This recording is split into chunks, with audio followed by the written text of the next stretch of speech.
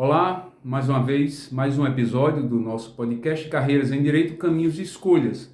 É um projeto de extensão do Centro Universitário Natalense com o objetivo de proporcionar orientação profissional e vocacional para os nossos alunos. A ideia é auxiliar na orientação vocacional dos alunos, aproximar os estudantes do mercado de trabalho, mostrar a diversidade de trajetórias profissionais para eles. E nessa tarde a gente vai conversar com o Dr. Caio Vitor, um advogado bastante conhecido na nossa cidade e tem bastante experiência para nos transmitir. Dr. Caio, vou mudar aqui a posição da câmera, vai se apresentar. Olá, como é que vão? Tudo bem, estudantes da Uniceuna? Satisfação de estar com vocês aqui Aqui é tarde, né? Mas vocês vão ver aí no seu horário que você está assistindo. Mas eu sou Caio Vitor Barbosa, advogado há 16 anos, sou sócio fundador do Barbosa Bezerra Lima Advocacia. Minha advocacia é prioritariamente na área eleitoral, advogo para políticos prioritariamente.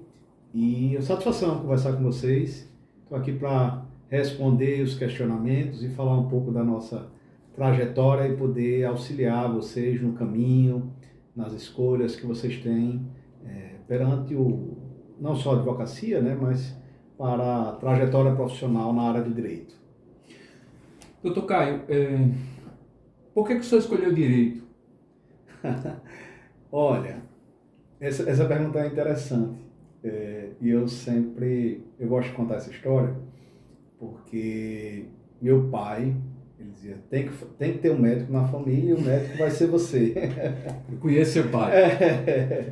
E o médico, e eu, assim, estudei muito as disciplinas da medicina, etc. Mas eu tenho uma paixão muito grande pela política, nem pelo direito, inicialmente, né, não era nem pelo direito em si, mas pela política. E no meu teste vocacional do ensino médio eu perguntei qual curso faz para ser político? E obviamente não tinha nenhum curso para fazer, mas recomendaram direito. E no direito eu me encontrei, porque na verdade o desejo da política, vamos dizer assim, é para transformação social, para poder colaborar pelo Estado, né, pelo poder público, a transformação de vida das pessoas. E o direito tem um pouco essa função. E dentro do direito, eu já comecei no meu segundo período já em um escritório de advocacia. E aí eu fui mordido pela paixão pela advocacia. E desde então, eu entrei na faculdade em 2009, isso foi início de 2000... Não, desculpa. Entrei na faculdade em 2003 e em 2004 já comecei a estagiar no escritório de advocacia e desde então encontrei meu lugar, que é na advocacia, com direito, e desde então, desde essa trajetória de 2004 para cá, eu estou todos os dias pensando em resolver problemas dos nossos clientes, buscando teses, desafios, entendendo o que é um caso, para viabilizar um processo, encontrar uma solução.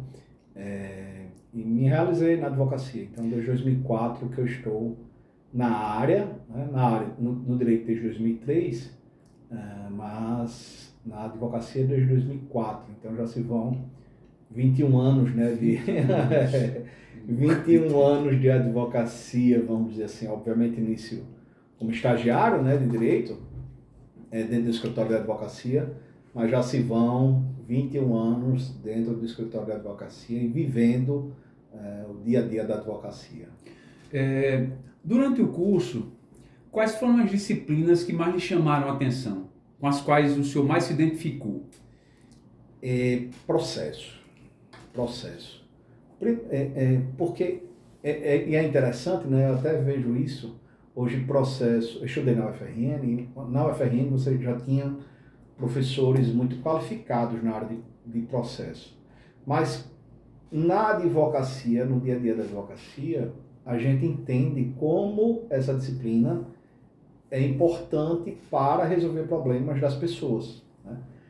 Você entender o que é um processo, que na verdade é entender o que é jurisdição, né? Esse papel do Estado de resolver problemas, resolver conflitos e encontrar soluções para quem tem, né, seus direitos violados, para quem está em situações de vulnerabilidade, vamos dizer assim, né, porque teve alguma situação que se complicou na vida dele, e você buscar os instrumentos processuais, os instrumentos para você trazer um alento para aquelas pessoas. Então, o processo, de fato, para mim, foi a disciplina que eu mais me identifiquei.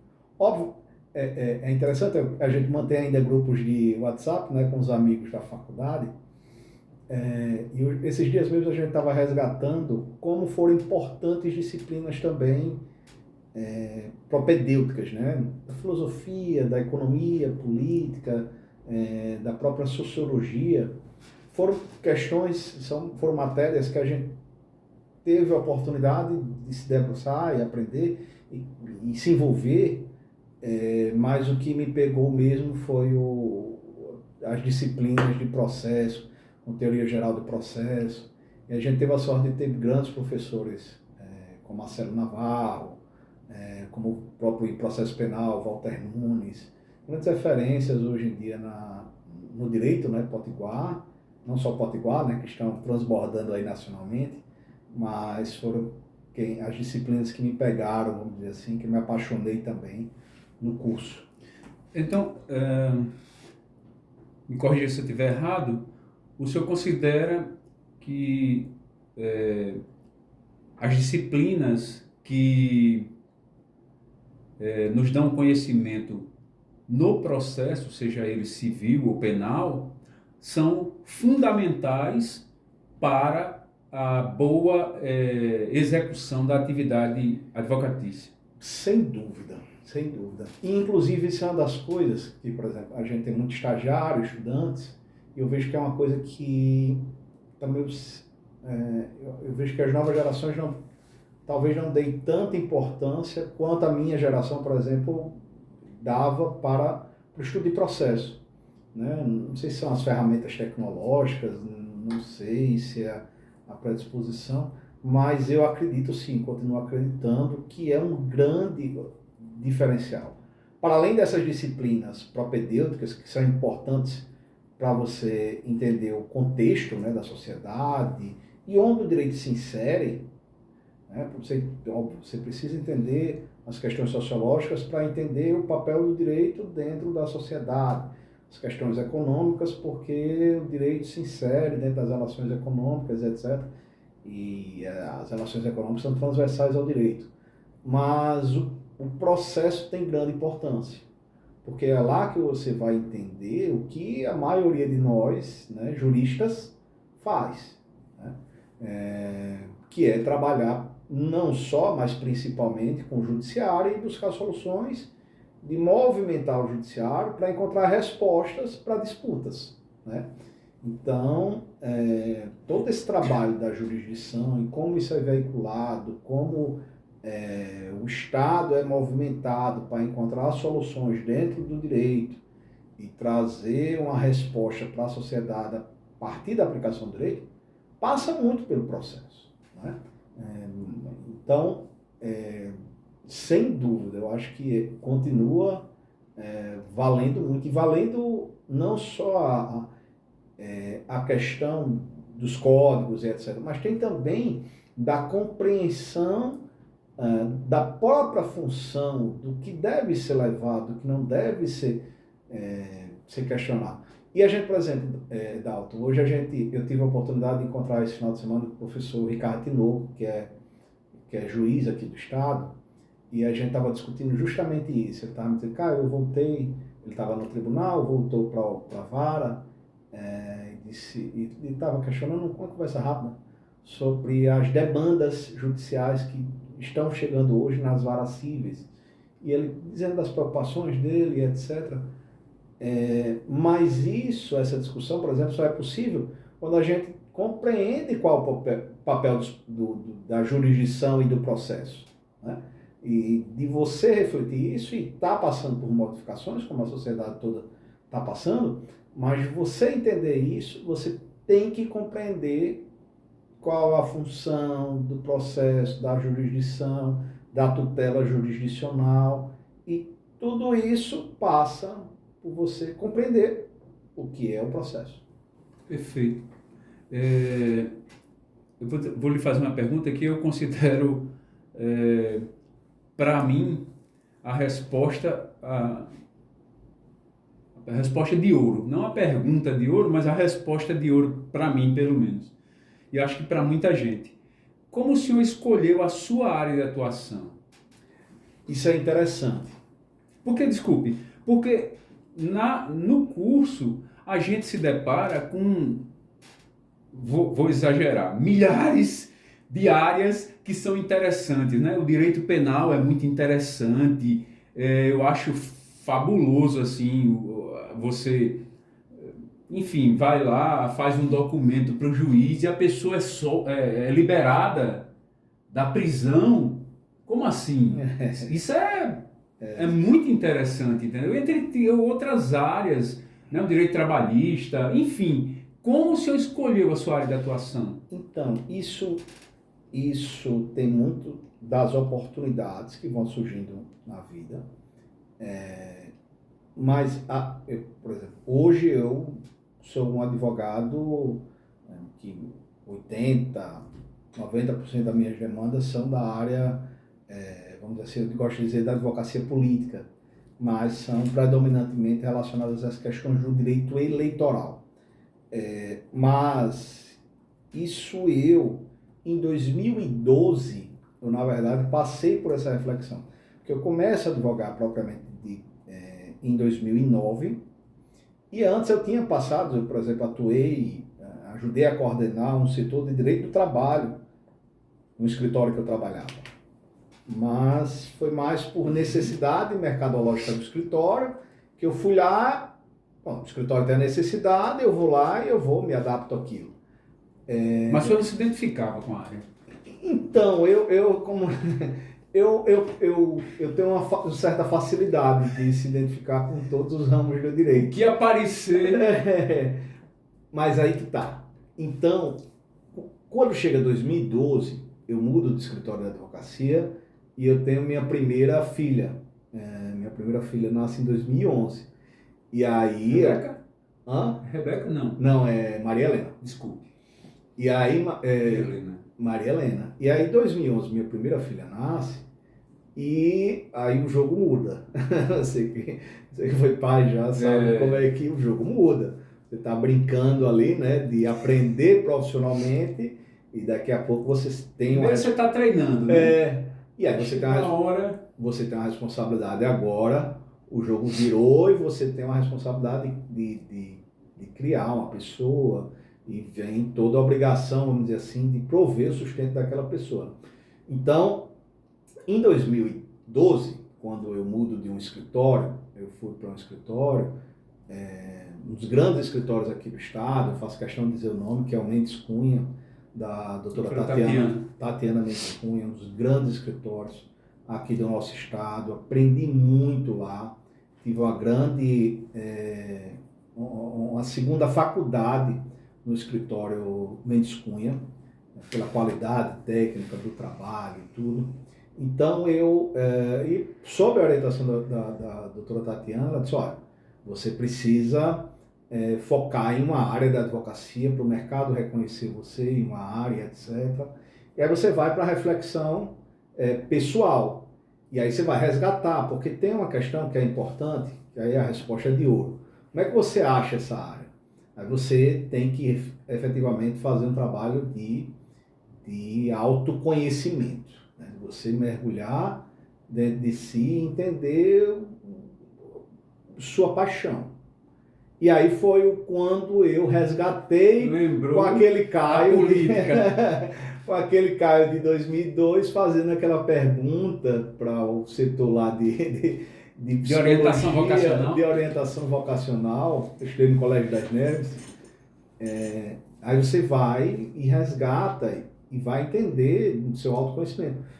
Porque, Dalton, é o seguinte, a advocacia ela é muito extenuante, né?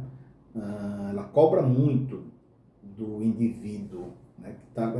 você está se doando para resolver os problemas das pessoas, dos indivíduos. Isso é muito custoso, inclusive do ponto de vista pessoal e de sacrifícios. E nesse sacrifício, etc., chega um momento que você transborda muitos limites. E você tem que se identificar, efetivamente, com uma coisa que lhe proporcione algo a mais e dê razão de sua atuação profissional. Então, o que eu quero dizer? Chega uma hora que o dinheiro só não conta. Tá? Não é suficiente. Então, essa questão mercadológica, ela explica até uma determinada página. Depois, para você seguir, você precisa seguir, você tem que encontrar razões que vão para além dessa questão mercadológica. Porque senão você não aguenta os desafios. Então, foi nesse resgate de autoconhecimento que eu fui buscar e etc. E aí, até conversando com a doutora Tatiana, eu disse, olha, eu sou doido pela política, adoro, sei, entendo o raciocínio de como as coisas funcionam, vejo a lógica acontecer de como se dão as relações. Mas por que você não vai? Eu disse, eu não tenho ninguém na política, não tenho ninguém na advocacia, não tenho nem por onde foi, mas vá. E aí, esse foi o desafio e a gente acaba encontrando as soluções. Né? E foi o que eu fiz. Mergulhei dentro do direito eleitoral. Na época, assim, eu digo que os grandes nomes, me perdoem as demais áreas que estejam assistindo a essa conversa, eu digo que os grandes nomes da advocacia potiguar, pelo menos, eu acredito que estão no campo do direito eleitoral, no nosso estado.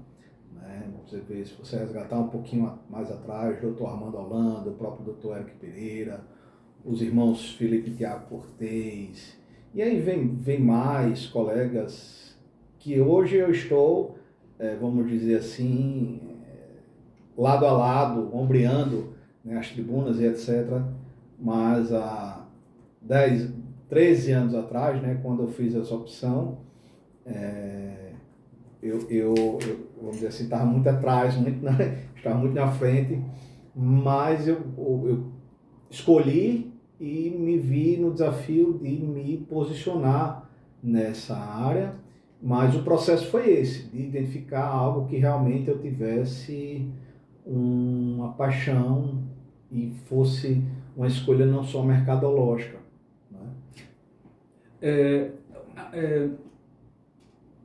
O senhor considera que, o senhor falou da sua experiência no escritório da doutora Tatiana como estagiário? Não, já advogado. Já advogado. Quer dizer, o senhor então com a OAB na mão foi trabalhar para um escritório de advocacia. Uhum. Ok. E aí, nesse próximo passo que o senhor deu para deixar um escritório de advocacia como funcionário para se tornar efetivamente um profissional liberal como advogado. Como foi que o senhor fez? Seus primeiros clientes, como foi que o senhor conquistou esses clientes? Primeiro, essa questão de profissional liberal não é interessante até explicar como é que funciona isso na advocacia. Porque não necessariamente quando você entra num escritório de advocacia, você entra como um advogado, vamos dizer assim, contratado, né, um funcionário. A OAB permite, por exemplo, que você, que era o meu caso, por exemplo, que entrasse como um advogado associado. Tem como a OAB permite que você... Não sabia. Que você entre como um advogado sócio de serviço. Ou seja, você vai ser sócio da empresa, mas não vai ter o capital, então você não precisa colocar, vamos dizer assim, dinheiro, investir, integralizar capital social. Então você pode ser um sócio de serviço, por exemplo, no nosso escritório tem vários sócios de serviço. E você, como associado, como sócio, você é um profissional liberal, vamos dizer assim. Você prospecta, você capta os seus clientes, você monta a sua carteira, dentro de um escritório de advocacia, e obviamente o escritório vai ter a participação dele, etc. Isso é comum no mercado da advocacia, tá? Então, não necessariamente o primeiro passo na advocacia é esse de você entrar como um contratado. Você pode ser um, pode, mas tem essas outras duas opções que você pode se associar a um escritório, participar de um escritório sem ser um contratado, e que você tem mais autonomia de você ir montando a sua carteira de clientes. E óbvio, o escritório vai participar disso, né? Você vai ter como associado menos, mas como sócio de serviço mais, você é sócio, você é exclusivo, você assina um contrato de exclusividade com aquele escritório, mas você já tem a oportunidade de ir construindo sua carteira de clientes em parceria com aquele escritório. Então isso é um caminho não só possível, mas muito comum na advocacia, né? E foi assim que eu fui construindo e etc. Mas chega 2014, acho que foi 2014, e na advocacia, na verdade, eu sempre tive o desejo de ter o meu nome na placa. E eu dizia, e onde eu passei, eu dizia, não, eu quero um dia ter o meu nome na placa. Eu tenho ideias, eu tenho uma veia empreendedora, vamos dizer assim, e eu quero executar as ideias que eu penso com a liberdade, obviamente com a responsabilidade de, dando errado, assumir o ônus, mas tenho esse propósito, eu quero o meu nome na placa. E por isso eu, em 2014, saio e monto, vamos dizer assim, meu escritório. Obviamente, montar um escritório é um termo forte demais, que na verdade eu alugo uma sala comercial, que a sala comercial era desse tamanho, dessa sala, e era todo o escritório que eu tinha. Sozinho? Não. Sim, inicialmente sozinho, mas logo depois, já buscando parcerias para ter sócios, porque eu sempre entendi que a advocacia não dá para ser um projeto solo. Não dá para ser um projeto solo, não em grandes proporções. Não em grandes proporções. Você tem que, em algum momento, encontrar parceiros que topem fazer isso junto com você. Óbvio, se você for advogado sozinho, não quiser ter uma grande projeção, não quiser, enfim, crescer, você pode advogar sozinho, mas saiba que você vai ter aquela limitação, porque se o seu negócio é você só... Você não tem capacidade de assumir muita coisa, né? E além disso, e assim, a advocacia ela é muito oscilante, tá? Então, tem mês que é bom, tem mês que é ruim, e mais do que isso, tem ano que é bom, tem ano que é ruim, tem períodos que são bons, tem períodos que são ruins. E se você está só, você vai viver esses bons e ruins sozinho, essa oscilação, né? Se você se junta, o seu bom... divide o bom e divide o ruim. O seu bom vai ser o momento que é ruim do outro. O bom do outro vai ser o momento que você está ruim. Você consegue ter uma... E aí você tem um equilíbrio. Um equilíbrio. Oh, então, assim, a advocacia é assim, ela é muito oscilante. Tem dias que essa oscilação se dá no mesmo dia. Você recebe uma decisão de manhã, de tarde acontece um revés, e é isso, e você tá alegre e triste. Lembrei de João Grilo. Tô rico, tô pobre, tô rico, tô pobre. Você recebe o revés no mesmo dia. É muito difícil você ter vários dias bons, e também o contrário também é verdade, ter vários dias ruins seguidos. Então, eu sempre pensei em ter parceiros, né? Então eu começo só, mas logo atrás eu busco parcerias e é assim desde o escritório mesmo, nessa formatação que a gente tem, ele começa em 2016. Finalzinho de 2015, mas formaliza mesmo com parceiros em 2016. Então já são 10 anos quase dessa atual formatação que eu tenho com sociedades. Quais foram as principais dificuldades que o senhor enfrentou no início, nesse início? 2014, 2015, 2016? Olha, posicionamento. De você encontrar, porque assim, hoje eu digo que eu vivo da advocacia eleitoral, mas nem sempre foi assim.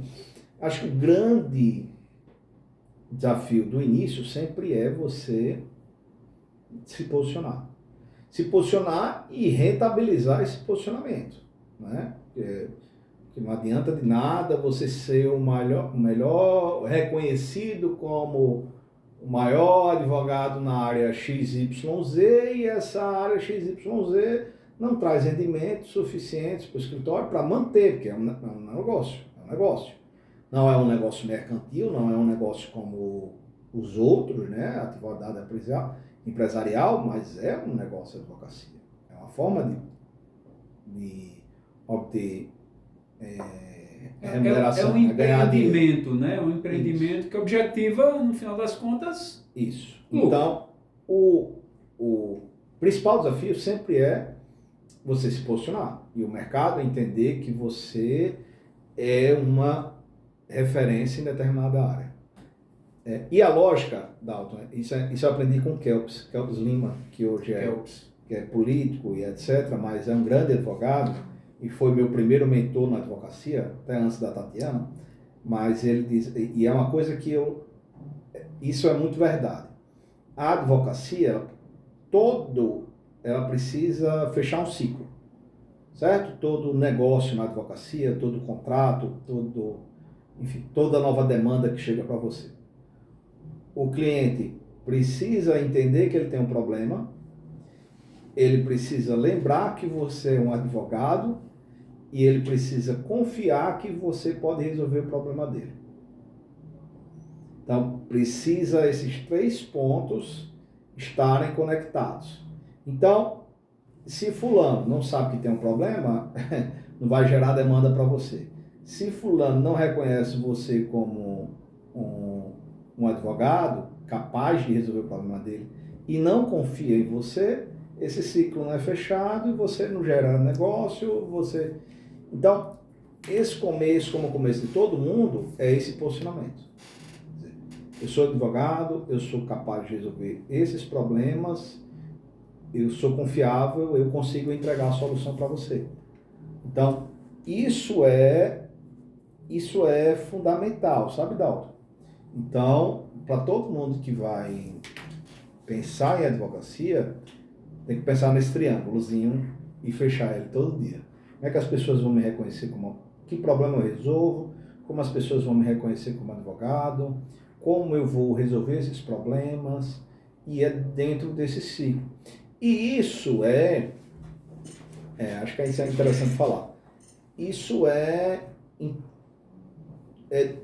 todo momento, né? Isso é importante até para que as pessoas pensem muito em estratégia. Não, eu estava até conversando hoje com um advogado que está início de carreira também. Não, eu vou já investir em tráfego pago. Eu disse, calma. Eu disse, já desistiu? Não, tráfego pago é a história lá de você impulsionar conteúdo nas redes. Aí, quando a gente vira pai, aí fica querendo dar conselho para todo mundo. Aí... Eu lembrei de Josivan. Eu disse, olha, me perdoe quando a gente vira pai, a gente quer dar conselho todo, mas vá com calma, não vá por aí ainda não, porque tem muita coisa antes da advocacia de você fazer isso. De você ir para esse momento de expansão e etc, e investir, em contratar uma agência, se posiciona, vê se as pessoas estão reconhecendo você como alguém capaz de resolver aquele problema. Por exemplo, eu, em 2012, lá quando a Tatiana disse que você tem que ter uma área, eu comecei a escrever artigos para blogs sobre direito eleitoral, sabe? Porque, como eu disse, eu não tinha ninguém na área, não tinha ninguém que pudesse abrir portas. Então, eu digo, ó, primeiro eu tenho que mostrar para a sociedade que eu sei algo do que eu estou me predispondo a fazer. Eu preciso mostrar que eu sei minimamente de algo.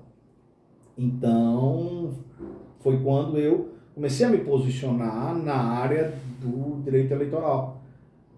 Escrevendo sobre isso, escrevendo sobre eleições, escrevendo sobre questões jurídicas da área eleitoral. Foi muito importante para mim. Mas eu acho que, resumindo, esse é o desafio de todo mundo no começo da carreira, de você realmente se posicionar como uma autoridade, vamos dizer assim, mas como alguém capaz de resolver determinados problemas. Em algum momento o senhor teve dúvidas? Todos os dias. Todos os dias. Muito boa essa. Essa aí é fácil, aí é todos os dias. Porque é isso, quando a gente tem um êxito, uma vitória, não é só de julgamento, não. Mas quando você tem um revés, você precisa ter muita resiliência para poder consignar, ou continuar. Teve um momento na minha vida que foi, acho que foi 2018, por aí, que eu realmente, vamos dizer assim, pensei pensando em desistir. E precisei muito, isso eu não tenho vergonha de falar, eu acho que até é importante para as pessoas que advogam, acho que já fui candidato ao AB, inclusive eu levei isso como pauta, da gente ter suportes terapêuticos, psicológicos mesmo, sabe? Porque como a gente lida com muito problema dos outros, a gente precisa ter um background para cuidar de você, sabe?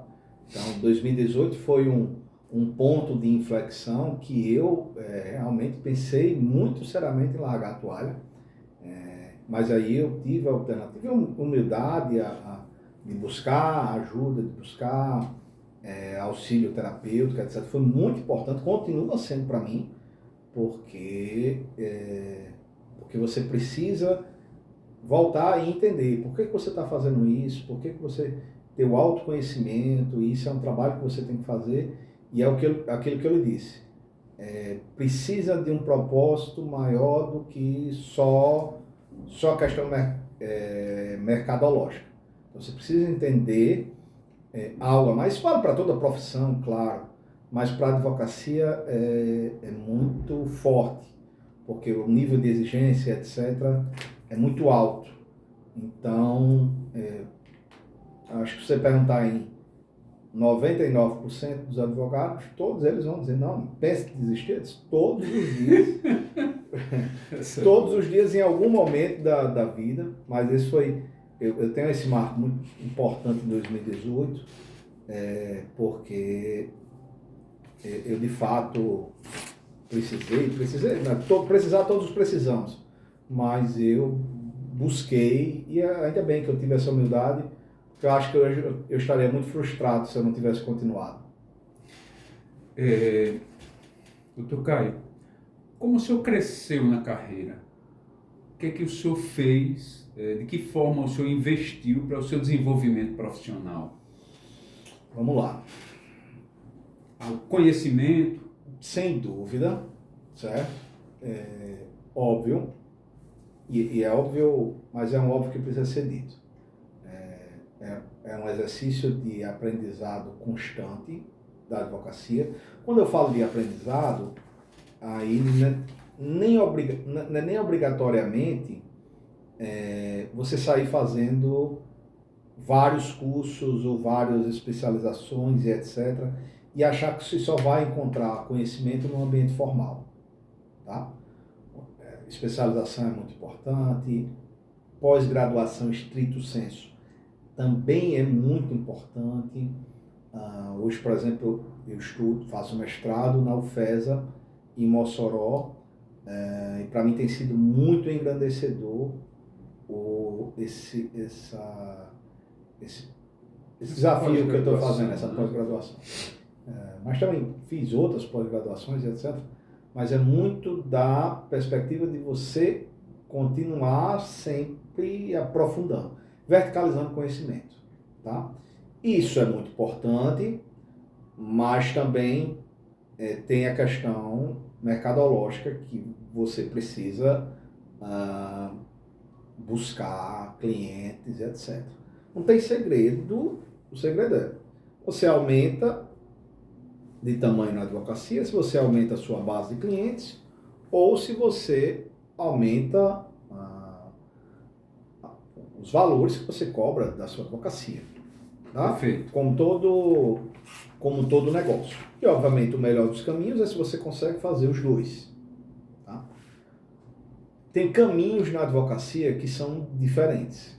Tem caminhos na advocacia que são: você é um advogado que você vai crescer aumentando o número de demandas de forma exponencial e sua capacidade de entrega exponencial em relação a isso. Então, você vai ter que ter várias pessoas lhe auxiliando, etc., que hoje se chama de advocacia de massa. Tá?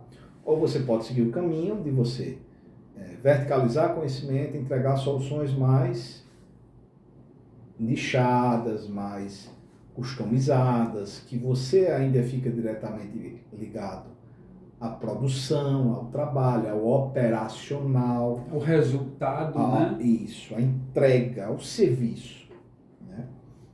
Eu optei por esse caminho, e esse caminho exige muito do conhecimento, etc. Verticalização do conhecimento, para que não sejam soluções de commodity, vamos dizer assim, né? De baixo valor agregado. Quer dizer que muitos ofertam a mesma solução e você vai se diferenciar pela capacidade de ter mais clientes.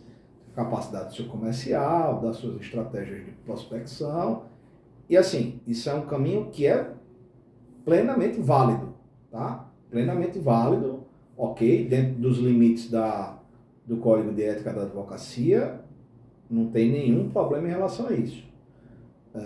Eu não fui por ele, fui por esse caminho, mas o caminho também é esse: aumentar clientes, aumentar margens de contratos e etc.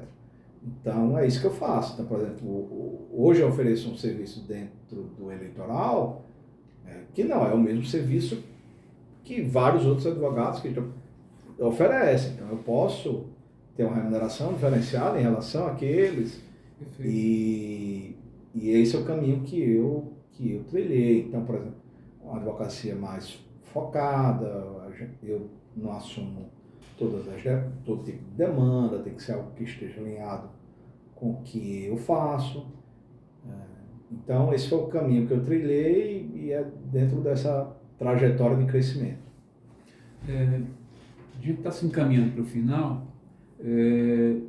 Quais são as características que um advogado iniciante deve ter? Qual o perfil de um advogado iniciante? Só boas perguntas, vocês fizeram muito boas perguntas. Muito boas perguntas. Tem uma que tem sido cada vez mais raro de se ver, inclusive.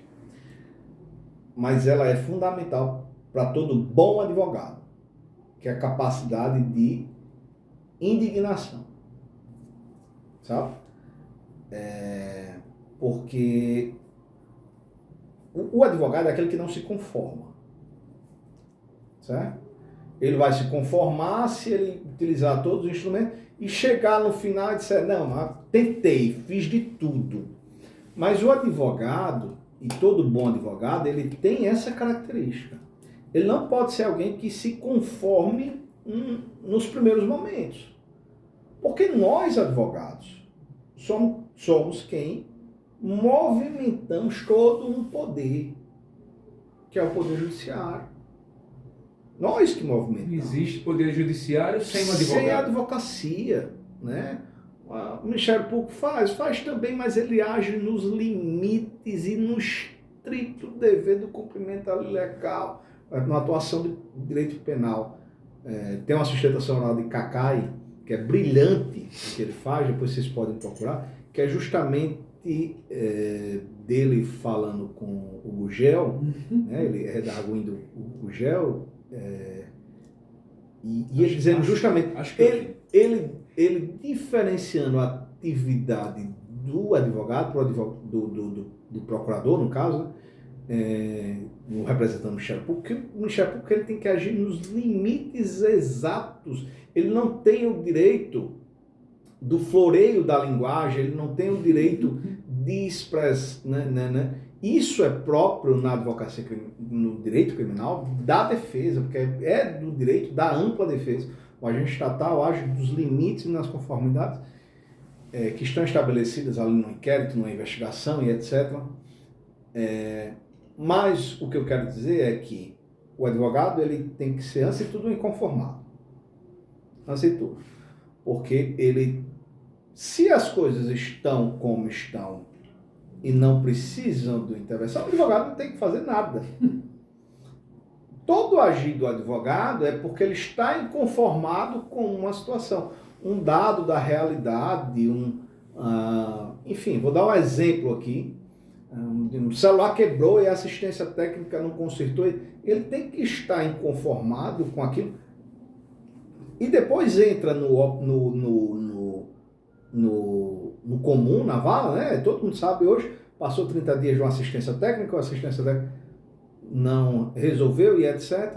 Eu tenho que entrar com ação, virou, mas teve que alguém muitas vezes relacionado com a advocacia, teve que provocar, produzir teses, levar reflexões, sabe? É o advogado que faz isso.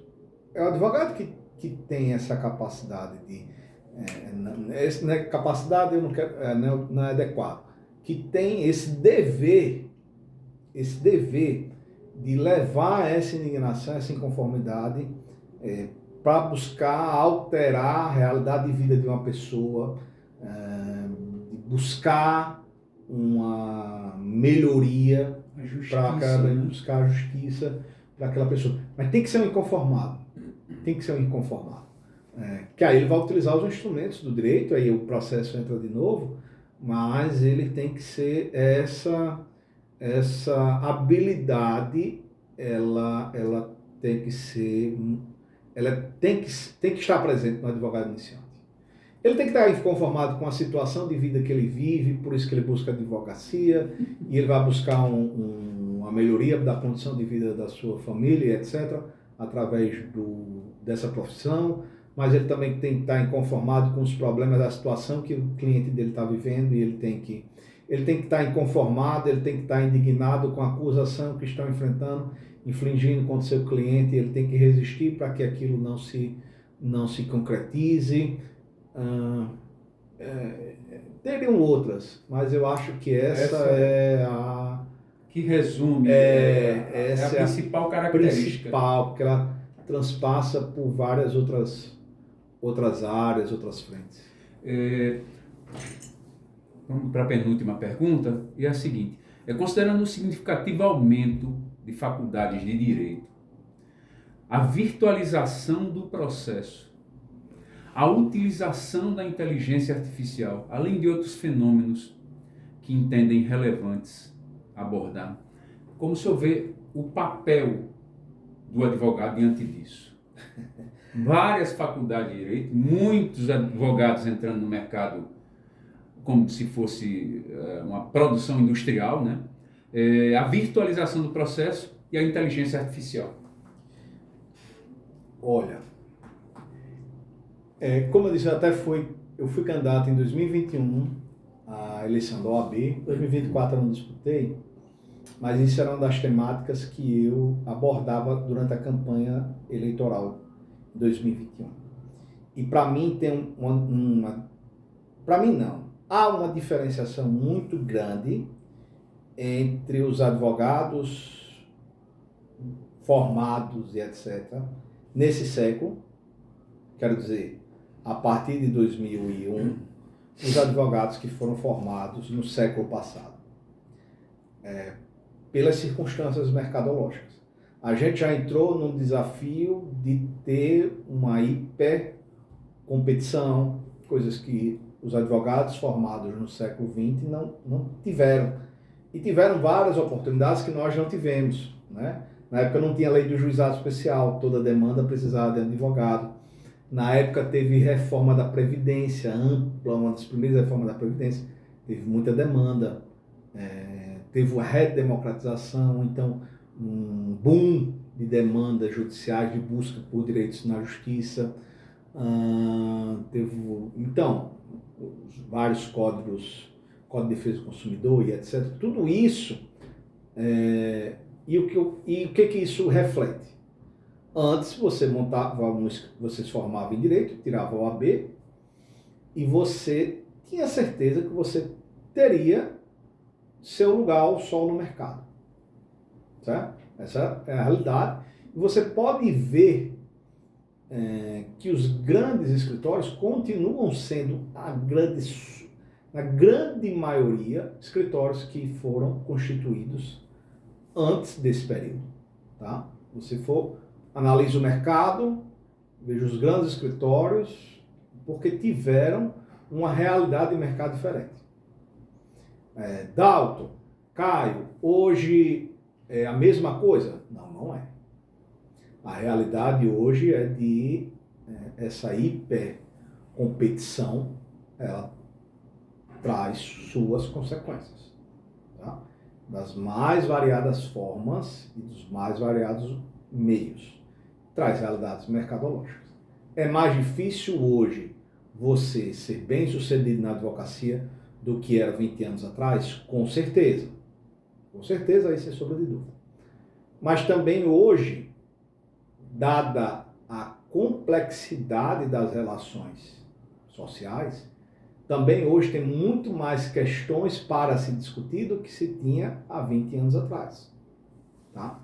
Então, você hoje tem mais demandas, vamos dizer assim, para você atender na advocacia. Então, vou dar um exemplo, LGPD. LGPD é uma questão que é moderna, tinha. Então, tem um mercado de advogados que atuam na área, etc. Eu não vou saber descer as minúcias da área, que não é minha área, embora meu escritório trabalhe com digital, tem outros sócios que trabalham nisso. Mas tem outras demandas que não tinham antes. Né? Por exemplo, no escritório hoje, ele é muito forte na área de startups. Empresas com base tecnológica, com grande potencial de crescimento.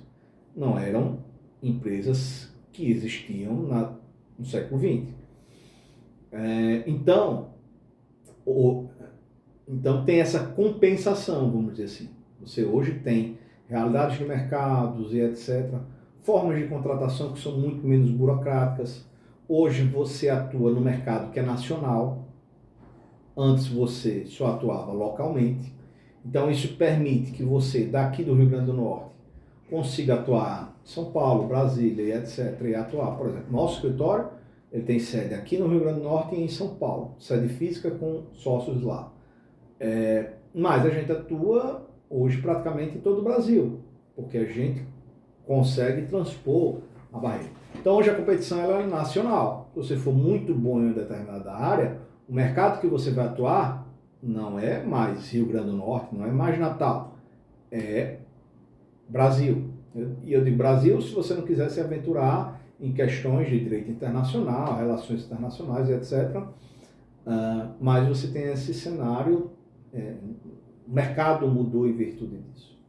E você, então, a virtualização possibilita isso, essa hipercompetição demanda isso, que você se adapte.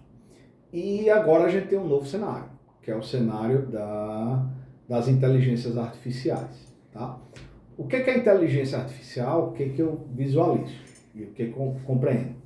E minha geração tem uma facilidade a mais, porque a geração nossa foi a que viu a internet... Foi da transição, né? Foi a que viu a internet nasceu, então a gente viu a internet de escada, então a gente tá, né? Mas a gente ainda viu os cursos de datilografia. Eu vi os primeiros computadores, né? Eu vi os primeiros computadores, não sei se você viu. Não.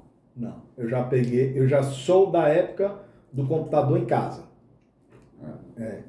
Eu acho que você já pegou... Eu tenho 52. Você tem 38? Vou fazer 40, tenho 39. Então, a minha e a nossa geração, as nossas gerações, ela tem capacidade de adaptação muito grande, né? É tanto que eu vejo que nossa geração já começa a usar a inteligência artificial, né? Interessante isso. A gente está empolgado com mais essa mudança. Parece que o fato da gente ter vivido aquele tempo nos auxilia a fazer a transição para esse compreender uso, as mudanças, né? Compreender as mudanças. Que talvez a geração Z tenha que mais já vivenciou, né? tenha mais dificuldade de entender e etc. Por já nascer imersa nesse novo contexto. Mas e até por vivenciar isso, o que a gente vivenciou? O computador não acabou os trabalhos, né? A gente pensou também que com a internet, etc., a advocacia agora vai acabar. Ela não vai acabar, mas vai acabar com as atividades operacionais. Eu vou dar um exemplo daqui do escritório. No escritório da gente, a gente tem, dentro do nosso trabalho aqui, a gente pega as audiências que são gravadas, e como hoje não é mais tomado a termo, né? Que antes todas as audiências, quem não presenciou isso, toda a audiência, o juiz fazia uma audiência e ele mesmo ditava para o escrivão, né, o que ia para o termo de audiência. E a gente depois só lia os termos e era aquilo ali, né? Hoje em dia não, já tem um tempo, as audiências são todas gravadas, né? E aí depois tem um trabalho de você tem duas alternativas. Você manda alguém transcrever aquilo, ou você vai ouvir tudo aquilo de novo e vai produzir as suas petições a partir do que foi produzido em audiência de instrução, né? Um dos depoimentos.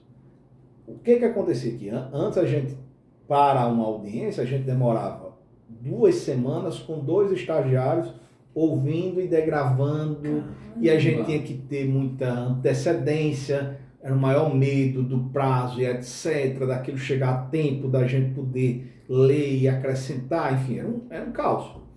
E hoje em dia, muito rapidamente, do ano passado para cá, a gente teve que contratar um IA própria para fazer essas transcrições, e ontem a gente descobriu que o ChatGPT já estava fazendo. E realmente era uma coisa que o ChatGPT há 7 meses atrás não fazia. E hoje faz. E faz com um grau de precisão absurdo. Então, o que demoravam para 2 pessoas fazer por 2 semanas, hoje está sendo feito em 1 hora. Então, o que vai acabar? Só que ao mesmo tempo tem que o ChatGPT, eu digo ChatGPT, mas show de inteligência artificial, ele vai precisar sempre alguém que faça as perguntas certas. Tal do prompt. Que faça as perguntas certas, tá?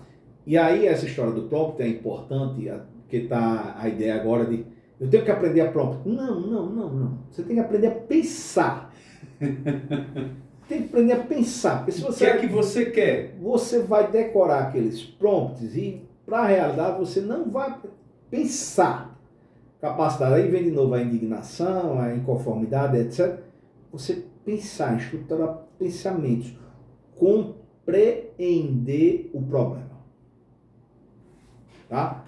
Eu acho que essa é a grande contribuição que eu nessa conversa nossa. Compreender o problema. Sabe? Você entender. Isso é muito importante para a advocacia. Qual a questão aqui? Qual a questão? Qual o problema? Qual o problema? Qual a questão? Isso é importante para tudo na advocacia. Porque senão você vai só... Até nas petições e etc. Não, você está dizendo isso aqui, enchendo linguiça. Qual é a questão? Porque quando você vai conversar com um desembargador, quando você vai conversar com um ministro, que você vai ter 1 minuto, 1 minuto, 2 minutos, e você vai ter que dizer, doutor, É isso. produziu-se isso aqui tudinho, tem 500 folhas de processo, 1.000, 2.000 folhas de processo. Mas o problema é esse aqui. Mas você precisa decidir isso daqui. Essa prova é lista? Não é lista? Porque aconteceu isso e isso. Esse recurso é cabível, não é cabível? Por isso, por isso. Essa habilidade, nenhuma inteligência artificial vai conseguir. Né? E isso é importante porque até mesmo o Barroso ontem estava dizendo, né? O Barroso, o presidente do STF, está dizendo que o STF já está usando, etc. E isso vai ser o diferencial. E a gente vai ter que dizer, olha, o problema aqui não é esse, que é a inteligência artificial, viu? O problema aqui é outro. E a questão aqui é decidida, precisa ser decidida dessa forma por isso. Então, essa habilidade ela vai continuar sendo relevante e por isso vai ter espaço para a gente continuar advogando. A IA não vai me substituir, né? Porque a gente vai precisar tendo que fazer as sustentações orais para dizer, olha, esse relatório aí, a discussão não é essa. O problema aí não é esse. O problema é esse, por isso, por isso. E isso vai precisar ter, até para fazer as perguntas certas, para IA. Por isso que eu digo, não vai decorar prompt, porque isso não vai adiantar nada. Vai aprender a pensar, entender problema, e entender caminhos, e aí você vai validar com a inteligência artificial. Você vai fazer, a inteligência artificial vai fazer esse trabalho que é operacional, né? Que não precisa grande reflexão e etc. Até para você dizer, não, você está errada por isso, por isso. Não é isso. Então, é isso que eu acho que vai continuar tendo mercado porque precisa disso do indivíduo. Doutor Caio, muito obrigado. Agradeço demais a sua atenção, foi excelente. E o que eu e todos aqui do escritório estamos à disposição de vocês. Quero parabenizar o projeto, muito bem conduzido, perguntas fantásticas. Estou muito orgulhoso de poder participar desse projeto com vocês. Sucesso e de resto é isso. Indignação, inconformidade. Para que você possa... E qual o problema, efetivamente, né? Objetividade. E você ter essa capacidade de reflexão. Acho que são esses os grandes recados que eu tenho para vocês. Obrigado. Muito obrigado.